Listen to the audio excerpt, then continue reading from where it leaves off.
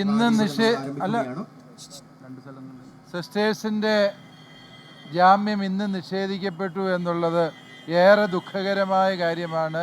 കേന്ദ്ര ആഭ്യന്തരമന്ത്രി ബഹുമാനപ്പെട്ട അമിത്ഷാ ഈ കാര്യത്തിൽ ഇടപെടുകയും സർക്കാർ ഹർജിയെ എതിർക്കുകയില്ല എന്ന് പറയുകയും ചെയ്തത് രാജ്യം മുഴുവനും വലിയ പ്രതീക്ഷയും ആശ്വാസവും പകർന്ന കാര്യമാണ്.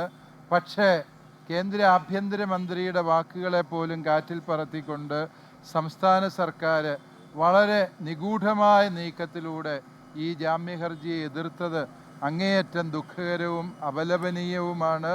ഈ വിഷയത്തിൽ കേന്ദ്ര സർക്കാരിൻ്റെ സമയോചിതവും സത്വരവുമായ ഇടപെടൽ ഉണ്ടാകേണ്ട സമയം അതിക്രമിച്ചു എന്നാണ് ഞങ്ങൾക്ക് പറയാനുള്ളത്.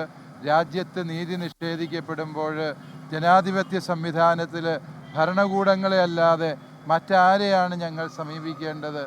ഇപ്രകാരമുള്ള നീതി നിഷേധങ്ങൾ നടക്കുമ്പോൾ തെരുവിലിറങ്ങി പ്രതിഷേധിക്കുകയല്ലാതെ മറ്റെന്താണ് ഒരു ജനാധിപത്യ വിശ്വാസിക്ക് ചെയ്യാൻ സാധിക്കുക എന്നുകൂടി ഉത്തരവാദപ്പെട്ടവർ പറയേണ്ട സമയം അതിക്രമിച്ചു എന്നാണ് എനിക്ക് തോന്നുന്നത്.